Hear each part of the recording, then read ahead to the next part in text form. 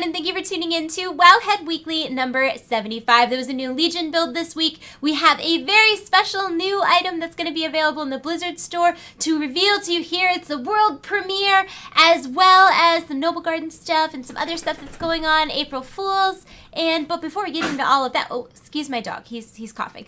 Before we get into all of that, I would love to introduce my wonderful co-host, Wowhead Site Manager, Perculia.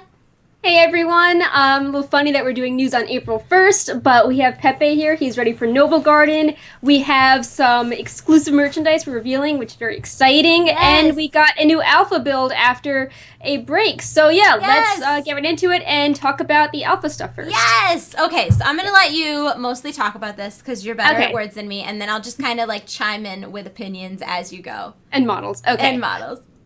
So we didn't have a build last week, but this week we did, and they added, it was a significantly larger build than the past ones.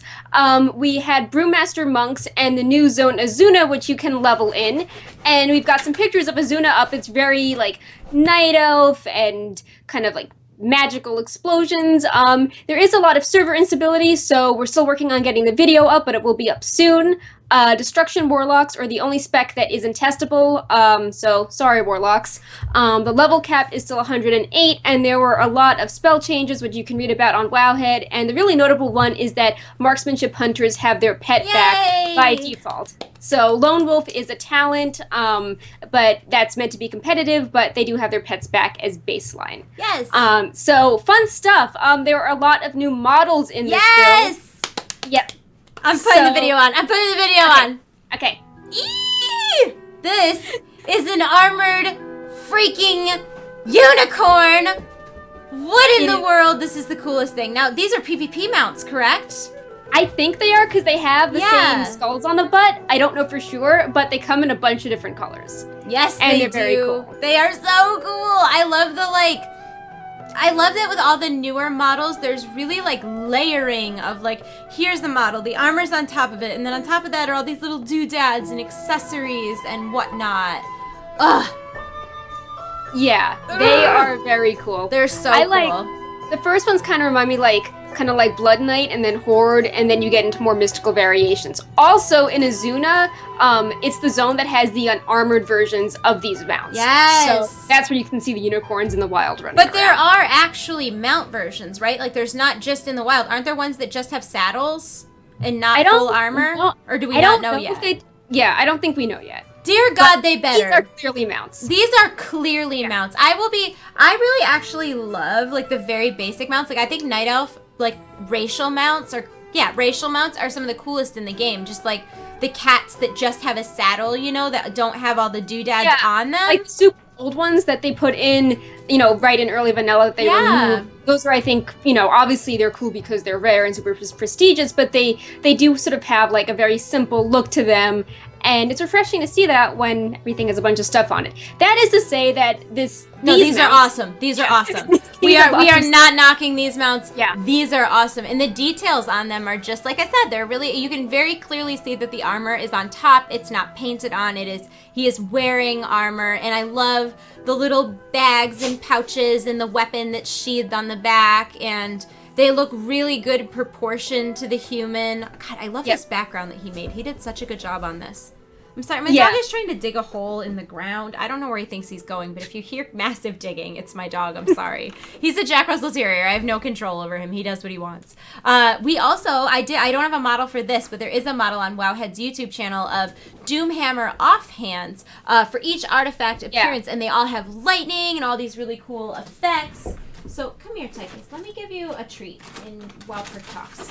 Yeah. So as she's giving him a treat to talk about the Doomhammer offhand some more, they're really cool because previously they just had, it looked nice. It was like a lava offhand, but it was always a lava offhand. It didn't update like other artifacts, like you'd have the shield match your sword or vice versa. And Blizzard said that, for flavor, it was going to have this lava appearance all the time. However, now they said that the appearance you choose for your main hand will automatically select the complementary offhand appearance, and we match those all up. So all 6 data mined, 24 tints and 6 versions, all those styles, all of them now have matching different offhands. And as mentioned, there's this really cool lightning pulsing one. There's a fell version.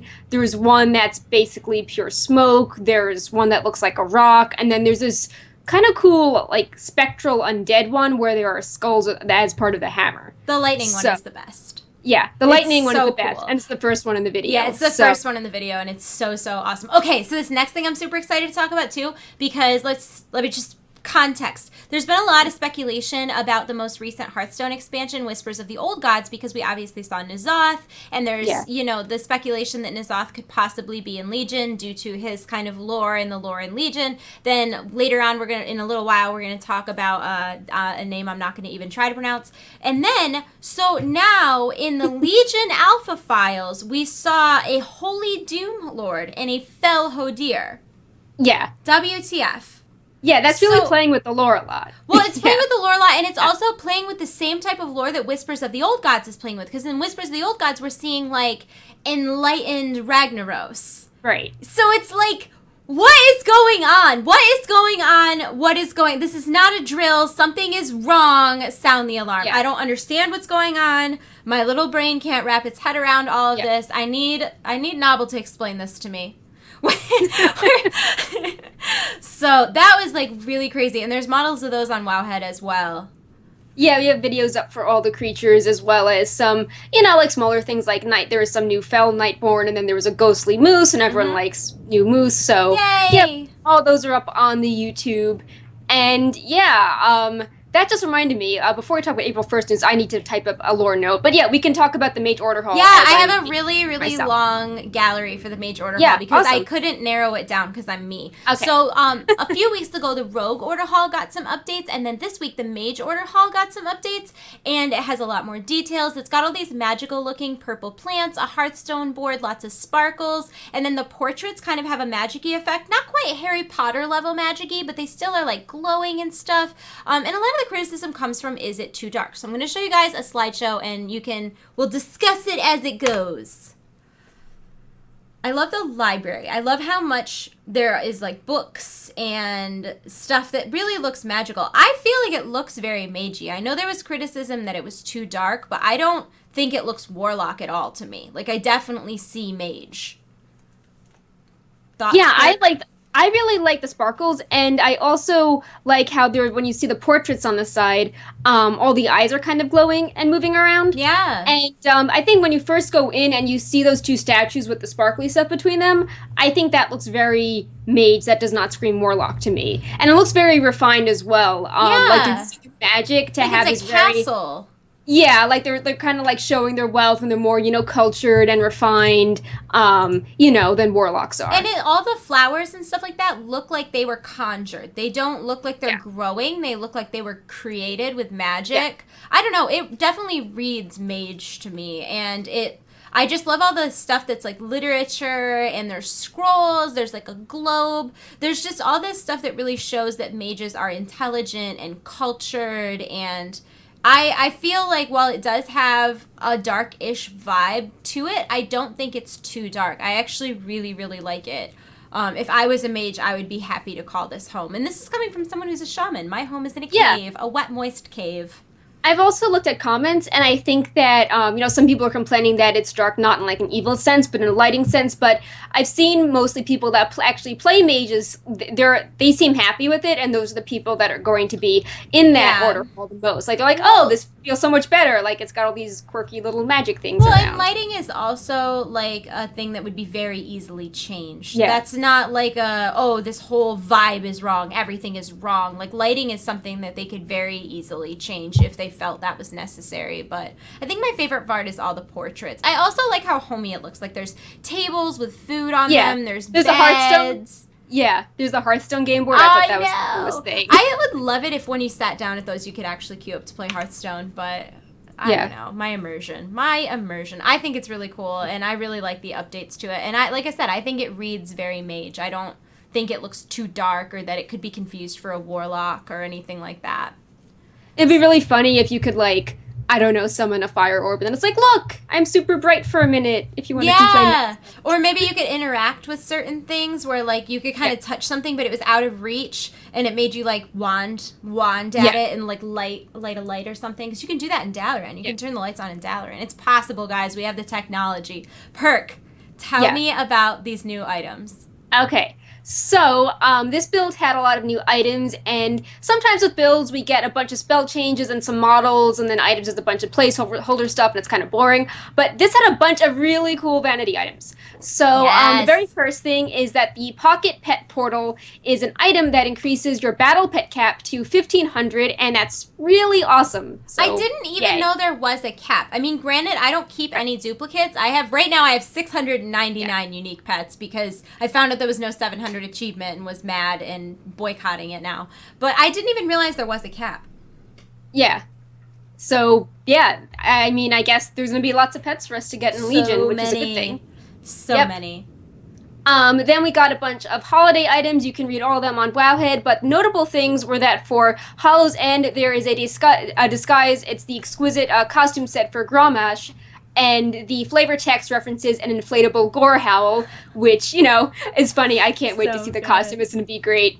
And then a while back, we data mined a bunch of witch hats, and they're going to be cosmetic items for Hollow's End, and they're like, each hat is named after a sister, and they look really cool, and they're in our dressing room. Can I interrupt for a second? Yeah, go ahead. Are we sure that the Grommash costume is Hollow's End? Are we positive about that? I mean, we're not 100%, but yeah, I know what you're going to say, but yeah, it could be something else. Go ahead. Yeah. I was just going to say, because the Edwin Van Cleef costume was for the anniversary, and there was an inflatable Thunder Fury. Right. I mean, I had like a little thought that maybe there was some like Warlords pre-patch thing or something tied to Warlords, and this would be, like, I don't know, get your relevant legendary done and you get a Grommash toy or something. Yay, I already did that. Go ahead, I'm sorry. Notes, but there's also a sausage you can throw around that's tied to Brewfest, and I'm just like, that's what I've always wanted to do in World of Warcraft, is pass around the sausage. Yeah, so that is what I always wanted. Yep. My guild isn't mature enough for that item to exist. No, I don't. Yeah, I'm not. I'm just kind of like, what are they thinking? Why does this happen? There's also a void-themed pet disguise, which sounds super cute. Yes. And not sure what holiday that's from. Maybe Hollow's End as well. On a more serious note, there are some new legendaries added in this build, and they had some flavor text like Kargath's Shattered Hands. In Warlords, like, he chopped off his hand, like he has the Blade Fist, the notable weapon, so that references that. And then a really cool one is Fragment of the Betrayer's Prison, which is a demon hunter legendary, and the flavor text is what Illidan says during the Burning Crusade cinematic. So it's pretty nice. This next part is really cool, and we have a video coming on this really soon. There are new illusions that drop from old bosses, and an illusion unlocks a weapon glow appearance similar to the Garrison Enchanting Hut, and you permanently have that appearance, which you can apply to your weapon for transmog in Legion. And some of them are from bosses which you'd expect, like Mongoose from Moros. Some are from reputation vendors, and enchanters can also craft things called Tomes of Illusion, which are relevant to each expansion, and they each teach you 2 or 3 appearances. And some of these illusion items are for appearances that were not part of the Garrison Enchanting Hut. So it seems like Blizzard listened to feedback and the most requested ones that didn't make it into the first round, and they're part of this second round of drops, which I'm super excited about because things are really pretty, and in the post I'll have more details on how like they took an enchant that used to be available and added it back, or like maybe something from an item effect. So there's really a lot of attention going into these illusions and how they're trying to make like all possible effects available, which I think is... What are your thoughts on the fact that enchanters are going to be crafting the Tomes of Illusion? So I think like it's good for the economy, because previously an enchanter could sell the actual like enchant on the AH, and if you unlock something permanently, then it would be like, like if it's weird how I think they want to keep the flavor, because enchanters would just sort of feel cut out of it, and now enchanters can make special appearances that are different than the ones you can loot for bosses. So like you'll have to rely on enchanters to craft some of these. And of course, like the tome is then BOE and can be sold and everything. Now, my thoughts on this are that it seems really odd that they're giving mages a new thing to craft when mages? Scribes, sorry, my mage is an enchanter, so all mages are enchanters in my in my eyes. It's weird to me that they're giving enchanters another thing to craft, because they've essentially taken everything away from scribes to craft. Well, they've added a lot. Like scribes are getting some music scrolls, and then this type of rune that like you increase your damage against a certain boss for the week. Oh, that's and I cool. think there is some more minor glyphs coming. Yeah. So there's more variety coming with scribes. Yeah. So I think it's closer. I see your concern, but I think it's close. It's more similar to enchanters, where like certainly more relevant to enchanters. But I would almost think in my mind that it would be something where like enchanters would craft the initial like mongoose. They would craft mongoose, and then like scribes could take mongoose and put it on something that would allow it to be an illusion instead of, I don't know. I'm a scribe and I really worry about my money next expansion. Yeah, I mean, we tried to preview scribes like a month ago, and it felt very incomplete. Yeah. Like romance novels. Yeah, and like you hear music scrolls, and like what are those even going to be good for anymore? Like the jukebox isn't. Well, maybe you can like you carry the music around with you. Like, okay, so a Walkman. You make a Walkman. Yeah, but I think that you'll definitely need to have those damage boosters. Yeah, you will need those for sure. For sure. Yeah. What Anyways, else? The wish remover. This is super cool.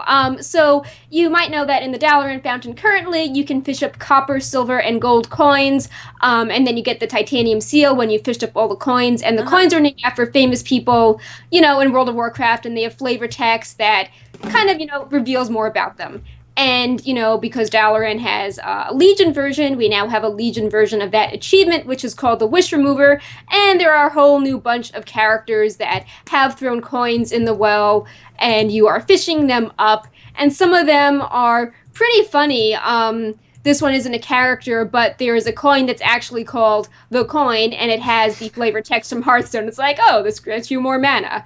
That's so good. Yeah, let me open it up and see which I like. Like some of them are, let's see, we've got Blingtron's bot coin. The wishing module is busy at this time. Please try again later. Error 37. Error 37. Hemet Nessingwary's bullet. I wish my son would hurry up and have kids already. Also, I want to shoot a moose. We've got Murky's coin. He just kind of grumbles. We've got King Murgle. Some days I think the Murlocs don't appreciate everything I do for them. Oh my god. We've got Gul'dan's coin. I just want all the worlds to burn. Illidan's coin. An end to the Burning Legion. Let's see. Lady Liadrin has a coin. Again, Greymine has a coin. The Candle King's candle coin is me want, find Candle Queen. Oh my god. Me, Jack's interested. Me give her candles, see what happens from there. Oh my god. Yeah, there is a lot of really fun coins in there. There's not a reward yet, but I assume there is going to be one. Yeah, there'll be a reward. There's lots of that you have to fish up from there. Yeah, it'll be good too. So this next part, you want to put a spoiler warning up for. Probably gonna write this up for the news as soon as we finish the show. Bam, done. You're spoilered. So if you guys don't want spoilers, just mute until the spoiler tag goes away. Yep. So in the past few builds, there's always kind of been hints that Death Knights, as part of some quest chain, were going to be resurrecting famous lore figures for a new set of the Four Horsemen. And previously, there was like quests pointing to Nazgrim being one of them, and Trollbane, but people weren't sure if there were placeholders or whatnot. And then this build added a bunch of data sort of confirming, well, not, obviously not 100% because we can't test it yet, but it's clearer who the Four Horsemen are if this is going to be something into the game. And the first thing that we saw is that when we data mined scenarios, there was a scenario called the Fourth Horseman, and the steps were meet at the gate, speak to Darian Morgraine, prepare for invasion, and then raise Tyrion Fordring. So Tyrion Fordring as one of the Four Horsemen, that's pretty crazy lore. As you know, when you do the Ret Paladin quest line, he dies, and that's why you end up with Ashbringer as the next, leader of the Silver Hand. So, yeah, he seems to be one of them. And then we data mined several new champions.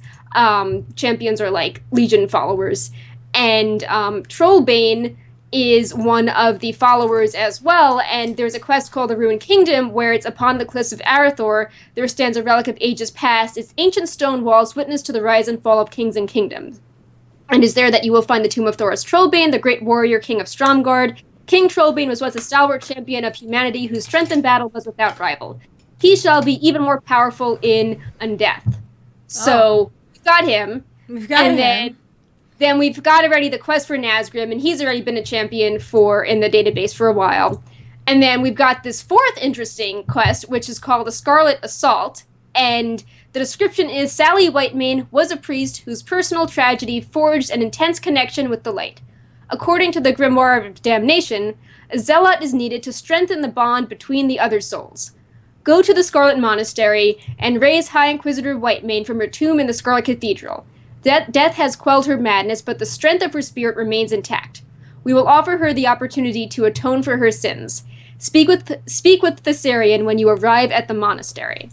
And then we have a champion whose name is Initiate Whitemane, who is a Frost Death Knight. And when you click on View 3D, she is dressed with a Death Knight skin and some of the Death Knight starting armor, like the other champions who have, hints that they're the Four Horsemen in their quests.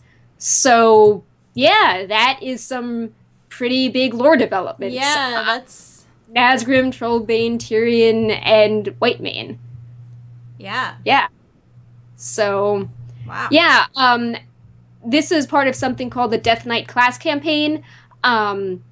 Just for context, each class is going to get some unique quest line beyond the initial artifact acquisition, and we can currently test Warlock, Shaman, and Monk, but everything's pretty buggy and crashy on Alpha, but, we can always find data for other things that you can't actually see in the game, and that, those are, as I mentioned, we've been seeing these, Death Knight quests keep popping up, week after week, and we finally got some more clarity on the data, so... First thing I'm going to do when they enable the Death Knight quest is to go run and do that and see what is up with that, because that is some pretty big developments. Yeah, for sure. Are we good with spoilers? We're good. Okay. So, wrong button. I'm pretty sure that we get to move on and talk about the fun April Fool's stuff now, right? Yeah, what we just talked about was not actually April Fool's. No, none of that was April Fool's. We will be very clear about what is April Fool's and what is not April Fool's. Yep. So why don't you talk a little about the Wowhead stuff, and then I'll talk about the other stuff. Okay, so Pepe was very excited because, as you know, we love Pepe and his hats, and he's so cute, and we want him in Legion. We do. So we made an artifact calculator, and Pepe is an artifact. He's a cosmetic helm, and you can spend artifact power to unlock more appearances for Pepe. And... We actually have the artifact calculator up on Wowhead now. Our dev Auroras was awesome and was able to fake the entire calculator. And we made adorable disguises for him, and some of them are by Cheaps Be Purged, when summoned Pepe will sometimes be dressed like a Fire Lord. Shah of Pepe, when summoned Pepe will sometimes manifest as the Shah of Pepe. Celestial Defender, when summoned Pepe will sometimes be dressed like a Celestial. Whispers of N'Zoth. We even have some disguises for other promotions, like a Tiny Hero. He's dressed like the Bastion Bird in Overwatch. Eternal Rain from the Immortal King in Diablo. And Fireside Gathering, where Pepe is the Hearthstone Innkeeper. So we have the artifact calculator. It's in the shape of Pepe. His gold traits are on the pointy part of his head and his tail. And we also have a model video of some of the Pepe forms we thought would be cute, including the Vampiric Touch Battling, Emerald Nightmare Pepe, N'Zoth Pepe. N'Zoth Pepe is the best one, with his tentacles everywhere. And his red eyes, and he's so cute.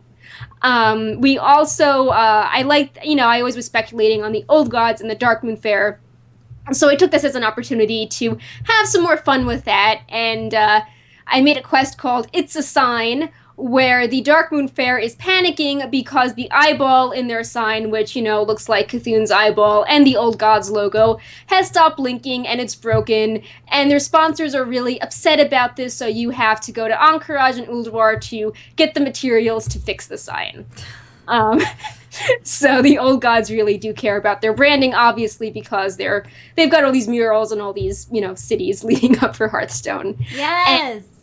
We also, the spawn of N'Zoth, we said was a battle pet from Darkmoon Isle, and we decided the flavor text was Spawn of N'Zoth, along with his best friend Pepe, is plotting world dominance through cuteness. Because they know that if you're a boss, you end up getting, destroyed in an encounter. You but get the axe. If you're cute, then you become a plushie, and then everyone loves you, and you are, you have more power that way. And when they least expect it, expect it. Exactly. Yeah. So Pepe gave Spawn of N'Zoth some ideas. That's adorable. We also had a Darkmoon Tentacle toy, which you can get from Professor Thaddeus Paleo, and the joke there was that he has this line that kind of hints that he works for the Old Gods when you turn in Darkmoon cards to him, so it makes sense that he's selling the Darkmoon Tentacle, which is a purple tentacle toy.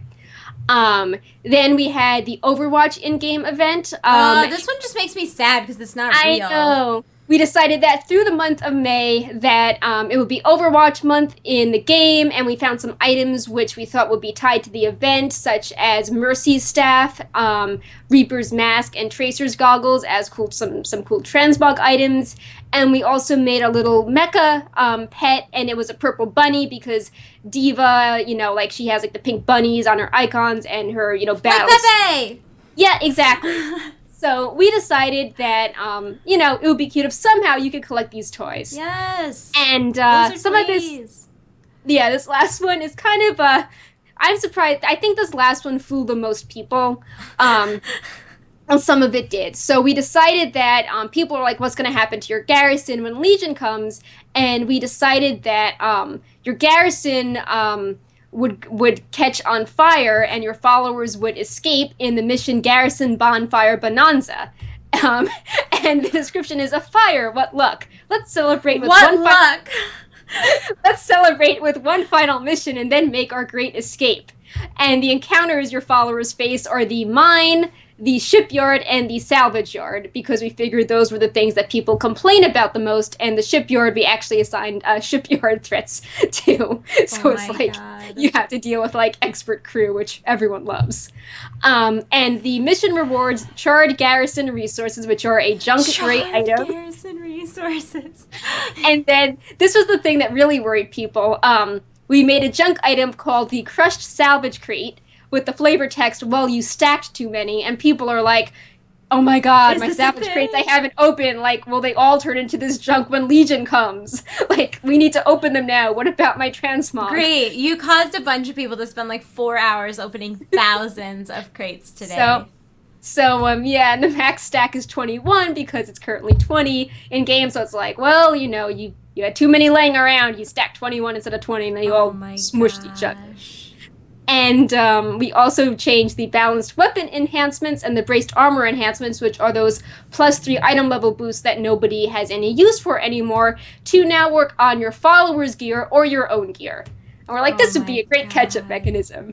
This would be a great catch-up. Panzer would not complain about that at all. That doesn't sound like anything Panzer would say or do.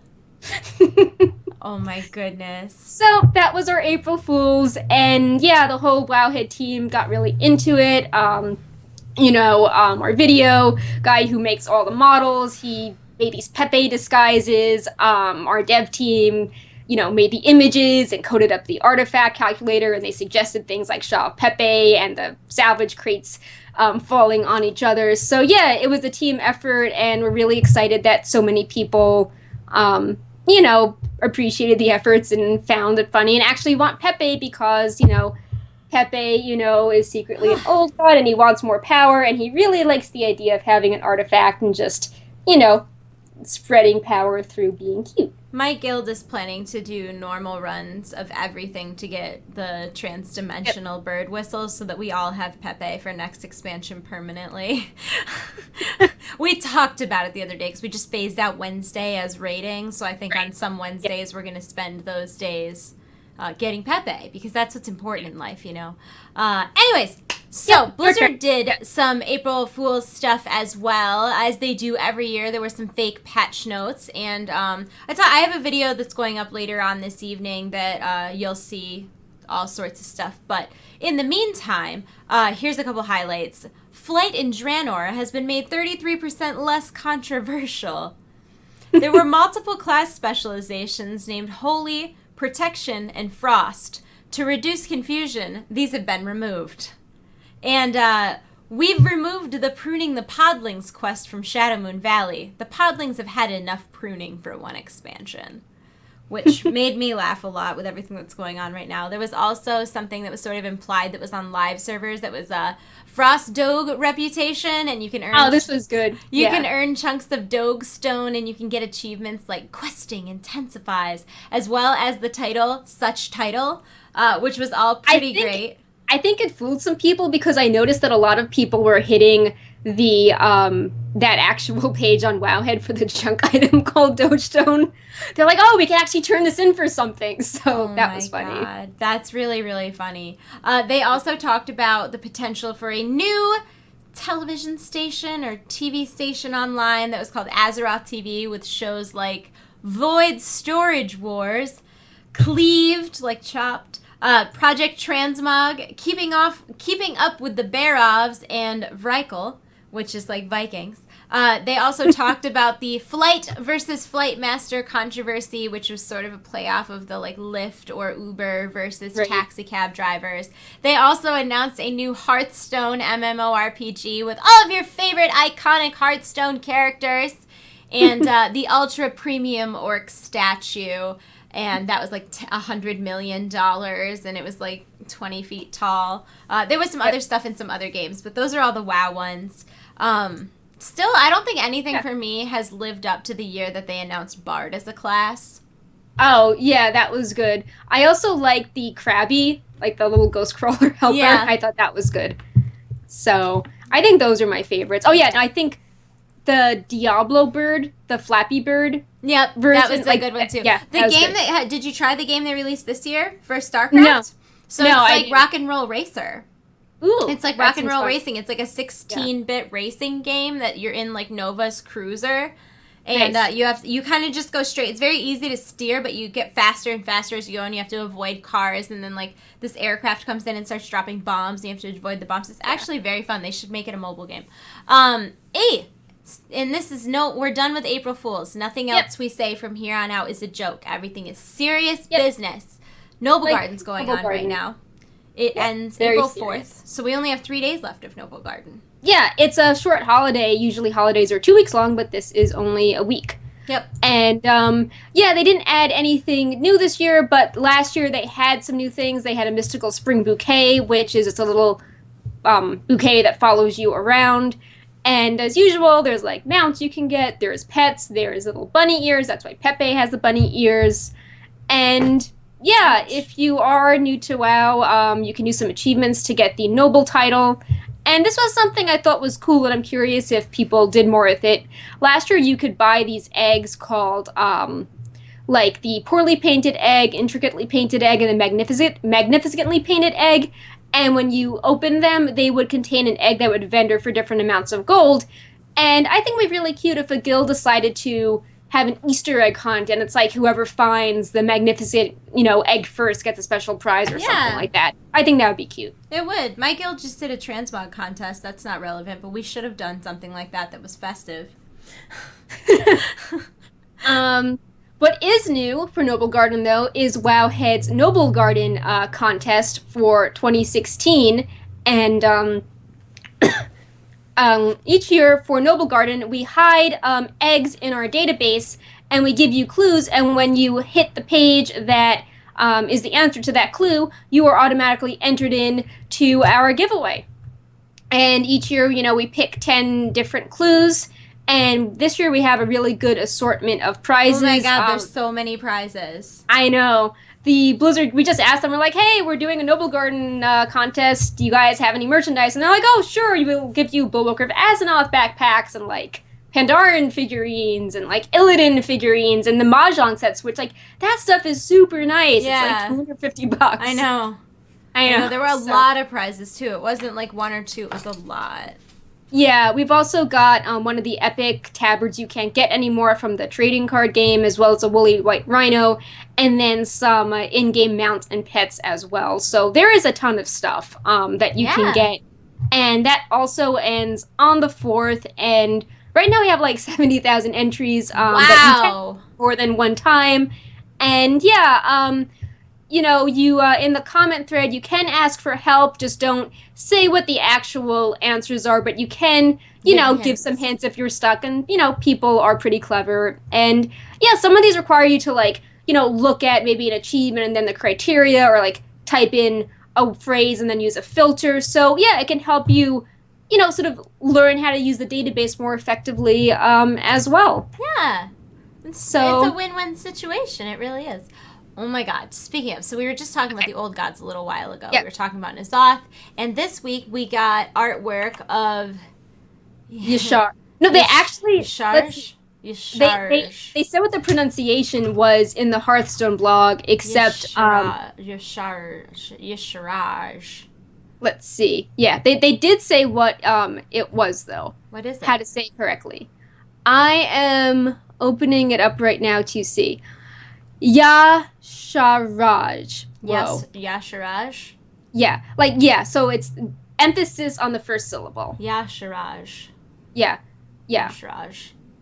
Anyways, this is him. He looks kind of Shah-ish. He has a sort of Pandaria vibe to him, I think. Yeah, this is also kind of a big deal because we, you know, when we meet, we don't actually see him in game because he's already dead. He's the old god that was killed by the Pantheon. You know, and like his death created such a mess that the Pantheon decided that they weren't going to kill the other three. They were just going to imprison them. So we've seen some artwork that hinted at something that looked like him, but we've never actually seen him in game. You know, there was no boss encounter with him. So yeah, it's cool that we get to see him now, and he does kind of look like some of the carvings on the wall in Klaxivest, and the Klaxi revealed that they are worshiping him if he ever returns. Yeah, he definitely looks very Pandaria to me. Something about the fingers and the mustache, I don't know. He's got a Pandaria vibe to him. Yeah, it's a little curly bits, I think, as well, versus just straight up tentacles. Yeah, and I'm excited because I've been wanting to talk about this for a while, that... you know, all the Hearthstone things that are kind of like tying into World of Warcraft, sort of. Like earlier we mentioned the Ragnaros, the Lightsworn version, which was like an uncorrupted Ragnaros. That's caused so much discussion. Not like controversy, but just people being like, whoa, like I thought Hearthstone was based on like WoW lore and now they're doing something else. So yeah. Well, they're sort of just expanding off of it, you know? I mean... And it's a really lighthearted game. Like, we haven't seen N'Zoth in WoW, but he's obviously doing stuff in Hearthstone. Yeah. And, you know, I think it's better if the games can have their, you know, unique flavors. And, you know, Hearthstone is not exactly, like, super serious canon because obviously it's a bunch of, you know, characters just, like, fighting against each other, you know, for fun, like Zan versus Garrosh. I mean, I agree with you on that, but then we're also seeing things like the Holy Doomlord and the Felhodir and the potential... I mean, I don't want to, like, say it's canon that N'Zoth is going to be in Legion, but N'Zoth is 99% likely to be responsible for turning Lady Azshara in the Highborn into Naga. First instance is Eye of Azshara. Then, you know, we have the Emerald Dream, which was N'Zoth's doing, that it became the Emerald Nightmare. That's a raid. You know, and so we have, like, he was the one who corrupted the Neltharion into Deathwing. Right. We have Neltharion's lair. The dungeon. Yeah, the dungeon. So it's like there's so much, like, N'Zoth-related lore that I think that's happening. And then when we're seeing these weird twists, you know, on characters, then we're seeing the weird twists in Hearthstone. There's a lot of parallels, man. Yeah, but I mean, I don't think we're gonna see Ragnaros be a paladin. Like, maybe he could be. I mean, just thinking of the spoiler section from before, how we saw that complete turnaround and characters changing classes. I'm just saying, I feel like nothing, at this point, nothing would totally throw me off guard. Nothing would surprise me. And since we've done things with wibbly, wobbly, timey-wimey stuff, like, who knows? That could be maybe, who knows? Maybe there's a straight-up alternate universe that we're going to tap into. Who knows? Anyways, but I am happy that Hearthstone is like, we can have freedom to kind of play with stuff. This expansion is meant to be super creative, so... we want to try really out there things. Yeah, I mean, and I know, like, you also like the connections between Hearthstone and the Darkmoon Faire. Yeah, like, I think that'd be totally funny. Like, I would love if there's a Darkmoon card just showing up in Hearthstone. Like, oh, yeah. Yeah. It would be kind of cool if they did an entire expansion. Like, I feel like they could totally do an expansion or an adventure mode around the Darkmoon Faire. There's enough going on there. Yeah, I mean, like, different games could be something. Also, like, just the parallel of, like, the Darkmoon Faire was originally known for you finding cards and turning them into decks. And it's like, hey, look, that is Hearthstone. Yeah, absolutely. That could be a very interesting thing, but that's exciting. Okay, moving on. Transition. Movie stuff. Oh, wait. One more thing first. So, two things is that Hearthhead did reveal a new card today called The Thing Below. They had no control over the timing on this, so a lot of people didn't think it was a real card at first, and that kind of sucked, but it definitely is a real card, and the Hearthhead team is really excited that they participated in a reveal, because this is their first time, so even though The Thing Below is not an actual character, they, like, found a bunch of references in WoW Quest related to the old gods, where people are like, the thing, like, like, the objective is, like, literally, like, kill the thing below. So, they're like, let's round up all the references talking about, cool. Things corrupting miners, or, things corrupting other stuff in Vashir or Ashenvale, and just make a list of all the references where people in WoW are panicking about this thing from below in the old gods. So, it's a rare card, and you can check it out on Hearthhead. It's the top article right now, I believe. Poor Hearthhead. They got trolled so hard that they would have to reveal a card called The Thing Below on April 1st after the whole, like, Dark Below speculation from a couple years ago. Poor Hearthhead. Show them some support, guys. They need it today. They need it today. Okay, I couldn't wait for this. Let's watch the new movie trailer. Go! Yeah. Dark forces are upon us. Our world is on the edge of war. It's death to all things. So why are you here? To save our people. We must fight together. For orcs, there is no other life but war. But with the humans' help, there could be. Can we trust him?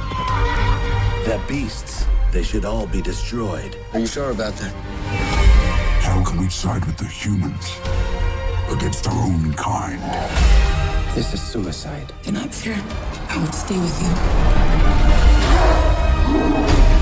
We'll protect the kingdom, you and I. We will try, my friend.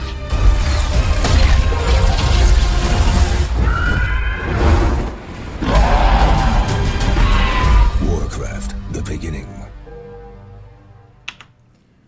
That's me. That's the best trailer we've seen so far. Yeah, I like this one the best. Like, we actually get to... I like how we get to see Medivh. We get to see Karazhan in a shot before it has, like, the big fell explosion, and we get to see a little more Khadgar. So, yeah, I finally get glad... I mean, I'm most happy about seeing Medivh close up, besides just in the background in a poster. I just think it was... I feel like for a lot of reasons, that was the best trailer we've seen so far. The music was better. The dialogue was better. The pacing was better. And for some reason, I don't know if it's because, and I know we've compared shots in this trailer compared to the very first one, but there's definitely, like, cleaned up lighting and the CGI looks better. It's definitely a much more polished trailer, and I feel like it's more representative of what the movie is actually going to be. We've talked a little bit, and I don't know, do you have this later in here, or are we going to talk about this now? Okay, anyways, we'll just talk about this now. Okay. So the marketing for the Warcraft movie has been that's definitely rocky at best. It's been very strange. And it's like, we get trailers like the one we just saw, and that's the new international trailer that debuted with Batman versus Superman. And I feel like that trailer was amazing. And if I didn't play World of Warcraft, I want to see more stuff like that. I would want to see that movie. Like, that movie looks super interesting. You saw this big variety of characters, and they're doing different things. And then Garona and they also look like sympathetic as well. Like, it wasn't like cartoonish, like this side versus the other side. Yeah. It's like different cultures, and like, you know, what, like one orc is like, we should work together. Another orc is like, no. And then there's fighting, and then there's like shots of cool, you know, just like background shots of how pretty the world is. Yeah. And of course, we got the Travis Fimmel jumping on a griffin again. And I feel like we're going to see that in every single trailer for the rest of ever. But I feel like that was definitely the best trailer for a lot of reasons. And it's really odd to compare that to, we saw a TV spot that came out maybe a week and a half ago that had dubstep in it.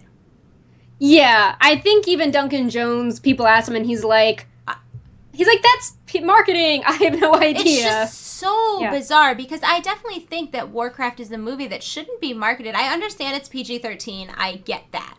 But I also don't feel like it should be marketed towards, like, I feel like when I see a commercial with big, burly orcs and dubstep and fighting, like, you are marketing that movie to a 12-year-old boy. Why? Like, what? That's not the right crowd of people. I mean, this especially should be...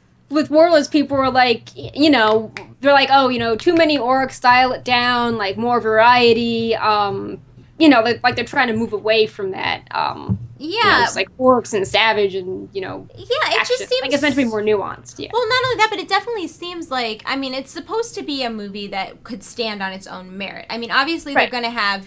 I mean, I know the 100 million accounts is sort of an exaggerated figure because you've got your gold farmers and stuff like that on there. But, like, conservatively, extremely conservatively, let's say 30 million people have played World of Warcraft at one time or another. And I still think that's a very incredibly conservative number. It's probably more than double that. But let's say 30 million people have seen World of Warcraft. Like, while it should be a movie that stands on its own merit, it shouldn't be a movie that makes people who have played the game shake their head. And when you see a 30-second trailer of orcs fighting each other while dubstep plays in the background...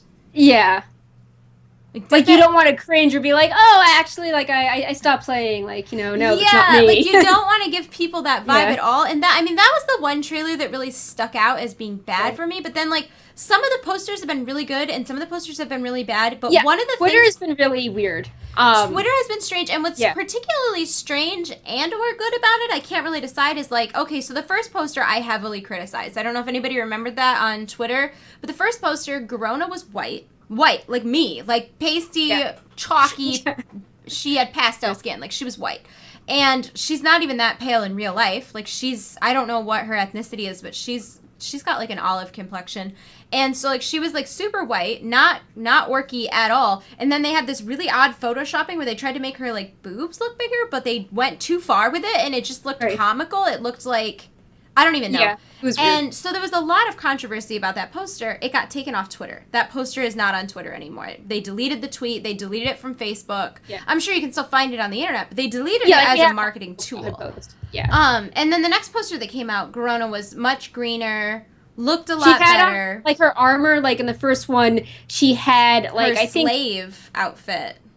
Yeah, while in all the other trailers, like, she's in action and she's showing that she's, kicking ass and, fighting in her full armor. And, like, the action toys, like, it's of her in her armor as well. So they changed it to that, which was more recognizable. Yeah, which was more recognizable. And then, like, so they came out with a couple posters that were really good. I particularly liked the Garona one where you see Garona from the side and it says, like, torn between two worlds. And, like, I felt like that was a really good poster. Right. She had, like, really green skin. I felt like that one was really good. And then the next one that came out was, like, two orcs fighting. Yeah, it was an animated, like, image, and they had a captioned Alliance versus Horde, and it's like, those are both Horde. What are you it was just so like cringy and strange, and like I just feel like I don't know if they've got interns doing those or what is going on. That is super basic though. Like, you go to like the merchandise website or anything, and it's like, you must pick a faction. Like, it's just so it's so bizarre, and it's so concerning because like I have faith the movie is going to be really good despite all marketing, and there's a lot of instances where you can see that the marketing in the movie does not match up with the movie. I mean, perfect example, like Suicide Squad is spending like I think something like $16 million, $20 million reshooting a huge portion of the movie because the trailer came across as being funny, and they said that every joke in the movie was in the trailer. So they had to reshoot a bunch of the movie because the trailer was not indicative of what you would see in the movie. So it's not like just because we're seeing these weird marketing materials that it means the movie is going to be weird, because we've also seen some, like the trailer we just saw, that was an excellent trailer. Like I said, even if I hadn't played World of Warcraft, even if I didn't know what it was, to me, that would very much captivate somebody who liked Lord of the Rings, who liked Avatar, who liked maybe a sci-fi type movie, people who like Vikings, you know, with Travis Fimmel. There's like so many things that could because you've got like both sides, I think, capture different interests. Like it's like, oh, I want like the Stormwind and the politics and the scheming, or it's like I want like the action sequences, or like, you know, more Vikings. Okay, but going back to another thing that was bizarre. So then they made this other poster. And, like, it was an orc, like, yelling, and the text was orc aggro incoming. And I didn't even want to bring that one up, Perk. That one was so bad. It was embarrassing. Like, I was embarrassed. Why did it... Don't say... No one says that. Like, that's kind of like... have you ever seen the video of Gary Busey, and he's walking through a high school carrying a skateboard, and he's like, hello, fellow kids. And, like, like, it was trying hard because it was like, you know, orc aggro incoming, and then the text was like, quick, get the tank in all caps. But it's like, it was trying way too hard. The orc isn't the boss, and like, it's, you know, you guys, we don't need to explain it to you. It's like not okay at all. It was literally like somebody Googled like buzzwords, World of Warcraft. And like, they may as well have said like, get punked noob. Like, it was so cringy. It was really bad. And that got deleted. Yeah, that got deleted. Posters since, so maybe they're researching it more. I'm not sure. It's just so odd because I understand that marketing has nothing to do with directing, and I know that like, okay, so I keep saying that I'm working on these Warcraft movie interviews, so transcribing stuff and doing closed captioning is actually really hard. I had no idea. Today I learned. So I've got one whole interview transcribed, and it's the interview with Toby Keppel, who plays Duratan, and I think you guys are really going to like it because despite the audio... Despite the audio quality being full potato, because it was taken on a phone and there was literally a crane in the background, the interview itself is very interesting. And a lot of the reason it's interesting is because he is just going on and on about how amazing Duncan Jones is, how he hopes he gets to work with him again, how there's so many instances when you're doing these PR interviews when you need to say, oh yeah, the director was wonderful, but this was not that at all. He was really honored to work with Duncan Jones. He hoped he was going to get to work with him again in the future. He talked about how like he didn't audition for the role of Duratan. Apparently the people who work at Legendary and the people who work at Atlas, which is the company that funded the Warcraft movie, are actually like super movie buffs, which he said is very odd to see in the industry. A lot of times they're just corporate guys, but these guys are all huge movie buffs, and they had seen him in these little like independent roles on these small TV shows back in England. They loved him as an actor, and they wanted him to play Duratan, so he kind of got to skip that whole trying to impress people and get right into the role. And he talks about like how talented the people who helped him work through the CGI and the motion capture. He talks about the artists just sitting there with their imaginations just bringing all of this to life. I mean, he just goes on and on about the process being so wonderful. And like at one point he says, you know, I don't want to sound pompous, but when I saw a side-by-side of me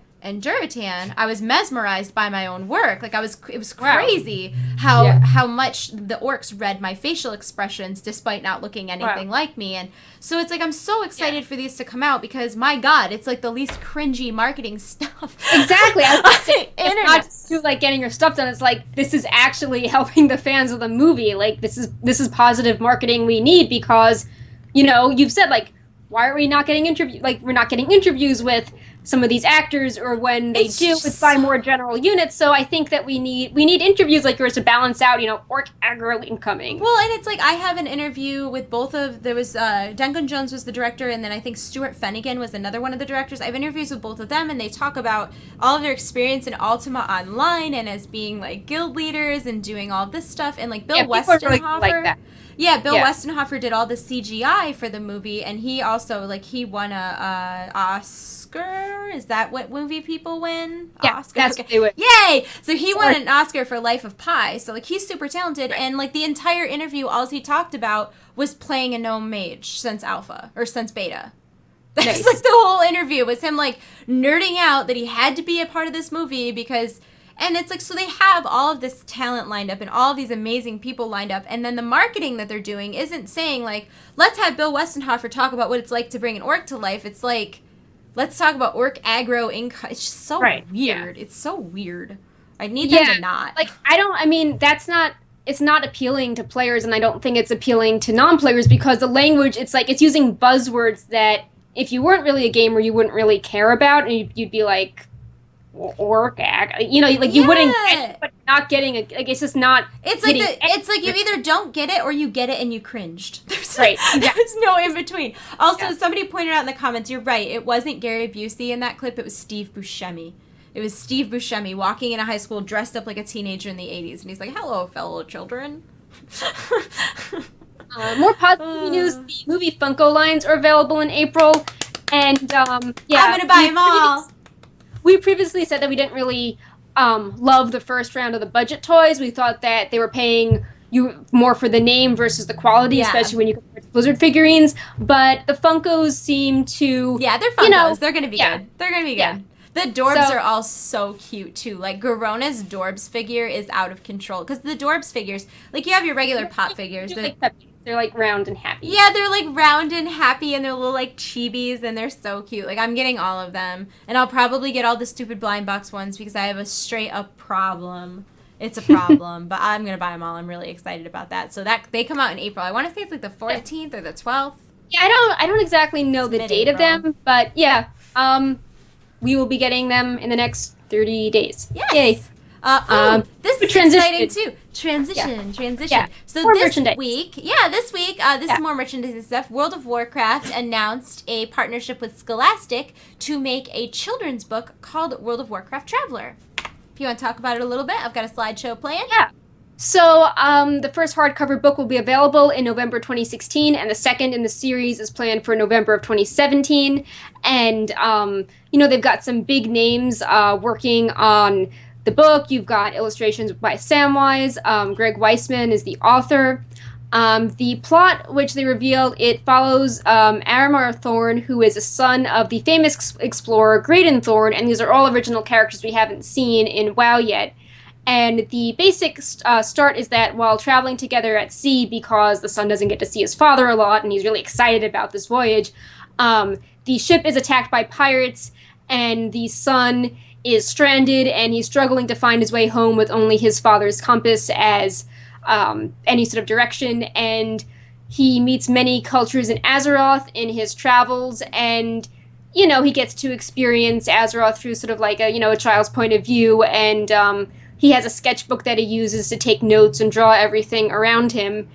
And something that I found interesting is that there was a little video that came along with the release, and they were talking about how the lore of Azeroth is timeless, and that there can be something immediate happening in an expansion, but there's still so much of the world to explore outside of video games, and that some lore can be experienced in a special way that you can't find in video games. So that made me think, it's Blizzard Entertainment, and right now, they seem to really want to capitalize on this rich lore, and we've got a movie, now we've got books, they've really ramped up the merchandise, they're trying to focus more on the entertainment, branch out. Obviously, they're still focusing on games, but it just seems like, they are clearly trying to expand and not just limit the lore to, we're going to get a little sliver of it in this dungeon, which I think is good because, there's so many details with Chronicles that you don't fully get when you're rushing through a quest. There's only so much you can cram into a dungeon or a quest line.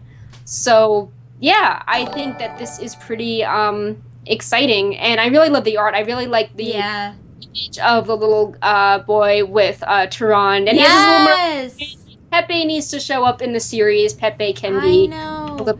I actually love how it kind of looks like the Murloc is his little companion. It reminds me of, and I don't know who's actually seen this movie, oh god, The Little Dinosaur, is that what that was called? The Good Dinosaur. The movie The Good Dinosaur, he's got like a little companion that follows him around that like doesn't speak English, you know, that like is almost like his pet, but it's a human because it's Disney. But that's kind of what it reminded me of when you see his little Murloc friend kind of with him. And I kind of love that because we don't see Murlocs as like good characters really in World of Warcraft. Right. We kind of see them as nuisances. So it's kind of cute that like he's got like a little Murloc friend. I love that we see him with Malfurion and Tyrande. I love the art style. I'm not even sure what you would call that because it's somewhere, like it both looks like, I know it's probably digitally done, but it somehow looks like both an oil painting and watercolor, which like those two things don't go together. So yeah, especially kind of the shipwreck one where there's like the waves and it looks very, I mean, obviously it's like, oh, it's art, it looks artistic, but it looks very stylized. It's not just like, oh, here's like a super realistic thing. It's like, it's very evocative. Like there's like a lot of emotions in it, like you're seeing it through the child's point of view. So things are a little exaggerated, which I think is cool. Yeah. And it's also very distinct. Like it doesn't look like the pictures in other World of Warcraft like art books. Like it looks very, stop it. It looks very like, I don't know, like you said, like stylized. Like it somehow looks like watercolor, but then it almost looks like a mixed media or something. I don't know. It's very There's pretty. like textured like brushes or something on it. So yeah, I don't know art. I wish I did. It's not something I know much about, but I love the art style of that, and I will definitely, if they end up doing like prints. Sometimes they'll do that with like illustrated books. You can buy prints. Like I will buy. I really like the one of Malfurion, Tyrande, and then the little boy and his Murloc overlooking like I don't know what that's like the Darnassus maybe tree it's the World Tree. I'm not exactly sure this fits into the whole timeline. Apparently the guy's from Lakeshire. But yeah, I'm curious to learn more, and you know, hopefully we'll be sent advanced copies. You know, there are going to be multiple books in this series. I didn't even think of that as a possibility. I know, especially because we got Illidan books. So, yeah, I'm sure a lot of adults will be picking this up, even though it's aimed for audiences 8 to 12. I think that if you touch upon the lore from a child's point of view, there's a lot of opportunities to have it be very poignant. You know, if the child is like seeing Deathwing's destruction or being like, you know, like, why did like Arthas become corrupt? Like it can just make a lot of actions seem very sad, and you know, like you're experiencing it for the first time again, as opposed to like, oh, this is a boss mechanic. And it's such an incredibly new perspective to take on the whole situation. It's a complete outsider's point and of I think view. it's really it's very refreshing, because like I remember in early WoW, like you were just this, you know, level 1 character in your weird gear sort of bumbling around, and like you were not the hero in early WoW. And then in Cataclysm, when they revamped all the questing, that totally changed everything. And then, like, you know, you'd be leveling, and it's like, oh, you're the hero of Wetlands, you saved the Flood, and, like, you're the hero of this other zone. Like, everyone was talking to you and praising you, and I felt like something was lost where you kind of lost some of the wonder in the world when you were the hero, as opposed to just someone who was an explorer. So I feel like this is recapturing that thing, like just like an ordinary person in Azeroth, you know, struck by tragedy and just trying to interact with everything as a normal person, not as like a superhero that everyone knows. Absolutely. That's a very good viewpoint to take on that, because I've never even really considered how that narrative would have changed the outlook, because I mean, I obviously was only leveling alts at that point. I was long max level by then, but I can't imagine coming in your first time, like, being so low level and just kind of being constantly told how great you are. Oh, God, we're raising an entitlement generation. Moving on. It's the time. Perk, it's time. Okay, so I'm going to put the graphic up. Okay. Blizzard is allowing us to reveal a new item that will be in their shop starting now. And it is the Tyrande collectible pin. It is the gold variant. And this is very exciting. So if you use code Wowhead GWP, you will get the gold Cute But Deadly Tyrande with any order of at least $50 in the Blizzard Gear shop. And Perk and I have it to show you if you're interested in seeing that. I still have mine in the package. We'll take it out. Perk's got hers on her lanyard, which we got at BlizzCon. And the cool thing about this is that so Blizzard had a bunch of pins that they revealed at BlizzCon, and there were normal. There we go. So there were like colored versions, and then there were gold versions, but you didn't know which ones you were getting. You just had them in this blind bag. And then it's really cool that you can buy this pin separately and be like, I want this gold pin of this character. Like, I can go and buy this now. Yeah. And this is the first pin that you can get in that style, so like you don't have to open a bunch of boxes and then trade with people. Yeah. And you might notice the art style is also a little different, and it's the Cute But Deadly artwork. And there were 4 in the series. Let's see, I'm wearing them, I think. Yeah, There's Tyrande, Sylvanas, Arthas, and Illidan. So the other 3 will be coming at a later point in the future. So we are unveiling the first, first of the 4 pins, which is Tyrande. And you can get the normal version as a pack of 4, or you can just get her. Yeah. And yeah, we are pretty excited about that. And to get the pin, when you spend over 50, you have to enter the promo code in the gift code box. It doesn't like show up automatically. So I know people had some confusion when there's a similar offer around BlizzCon and like the Golden Murky. So, do the right thing. Enter the code into the gift code box on the shopping cart page. And this is valid through the entire month of April. And we kind of laughed about this because we saw, the Blizzard gear stores like, we have toilet paper on sale today and statues that are very expensive. And it's like, I know. Oh, this is actually not a joke. This is not a joke. This is not a drill. It's real life. I couldn't believe this fell on April 1st. I'm like, no one's going to believe us. They're going to be like, I don't know. Yeah. What a poor timing for that to happen. But it is very exciting, like a reveal. Is a reveal. So, we're obviously very excited about this. We are super excited that we got to reveal this. I've been wearing mine around. I haven't been tweeting it, obviously, but I wore it, out on just normal stuff yesterday. And it's, what I think when the pin is gold, it can match more outfits easily. So as opposed to, normal trend is like blue and green, and a gold one matches if you're wearing black and red a lot more than blue and green. So I think it's a little dressier and nicer to wear around. So yeah. Is this focused? I can't see it all. There's a little bit of a glare. I don't know that I can fix that. Yeah. Oh. Yeah. But yeah. There we go. So there you can see them next to each other. That's the gold and the regular variant. So yeah. That's what we got going on there. Yep. So once again... Yeah, go ahead. I was just going to say it is code, just so you can see it once again, the code is Wowhead GWP, and you will get the gold variant of the Cute But Deadly Tyrande. You have to spend at least $50, and you get her for free, and I believe the value on her is like $11.99 or $12.99. Yeah. So... And if you want to get into pin trading, we made a big pin trading guide on Wowhead leading up to BlizzCon, because they just had a lot more pins, so if you just, search for pin trading Wowhead, the guide will pop up if you get bitten by the bug and then you want all of the pins. And I even have a few extra pins in case people want to hit me up and be like, hey, do you have... I have, 5 Artanis pins that I need to get rid of. Yeah, and, there's another a lot Alex of those. Rossa. I didn't get very many. I didn't get very many. I wanted Tracer. I didn't get her. Oh, I have Tracer, I think. I remember, I know you have Tracer, because I remember having this conversation with you. Yep. Anyways, this is relevant, so thank you to GCD TV for hosting us today. We appreciate that, and Perk's going to talk about you now. Yeah, so,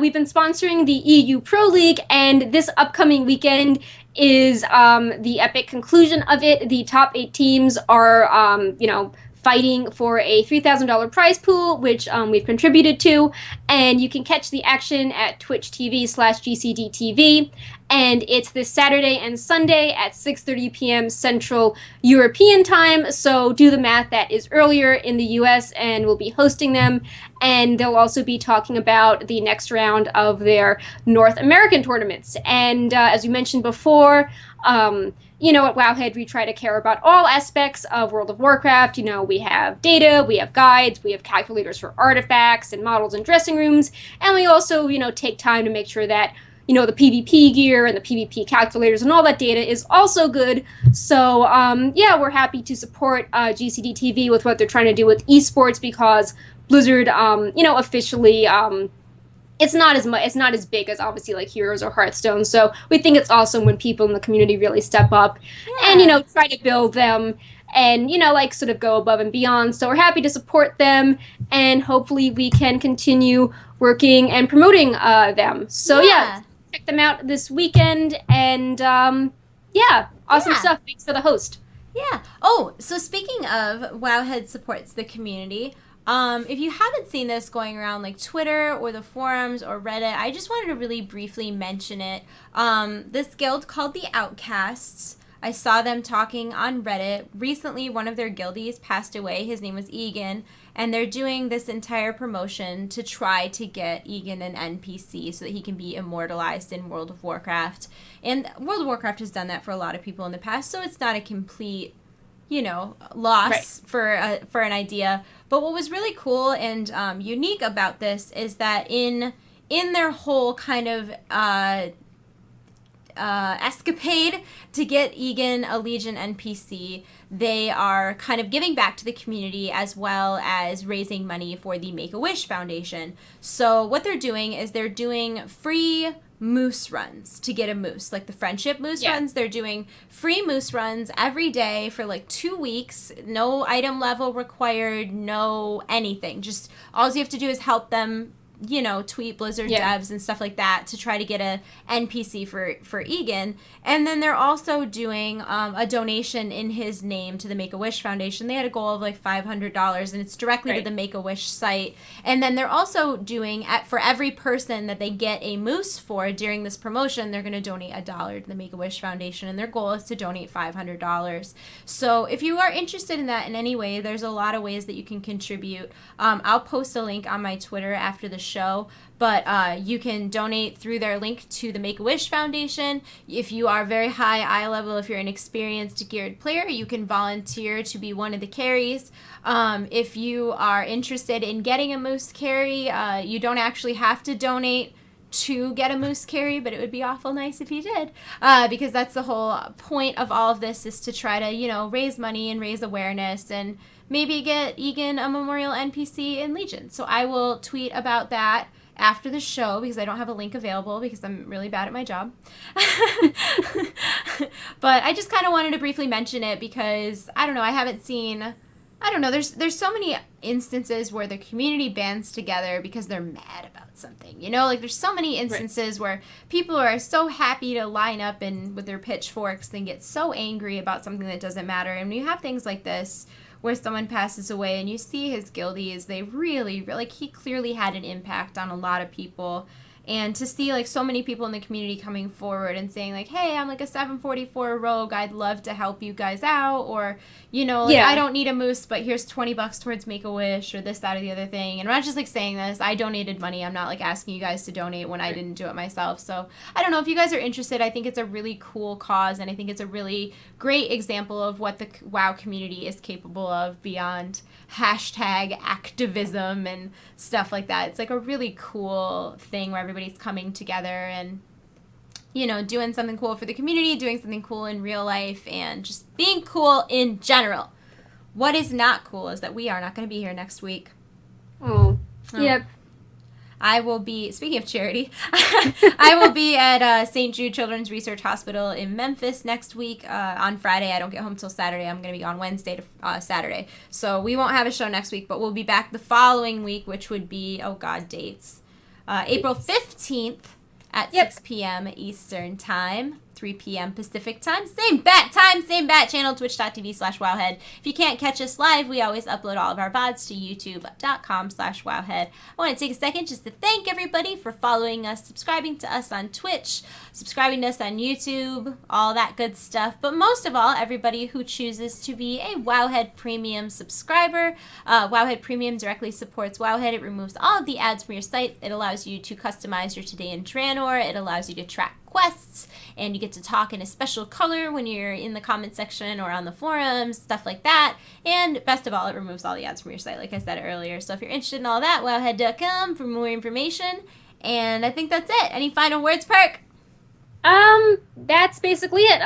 Thanks everyone for watching and, using our discount code, because so many people love, you know, us talking about merchandise on Wowhead. We keep getting all this awesome stuff for giveaways, and yeah, really exciting. We got to, you know, promote something brand new. That is very exciting. That's, I think, a first for us. It's very cool. Yeah, that was super cool. Thank you so much to Blizzard for doing us the honor of letting us reveal that. That was super exciting for us, and hopefully we'll get to do more cool stuff like that in the future. And if you guys want to have a cool gold Tyrande pin, all you have to do is buy stuff that you already want. So, yeah, I think that's it for the week. We are going to go. I hope you guys all have a wonderful weekend, and we will see you in 2 weeks. Yep. Bye.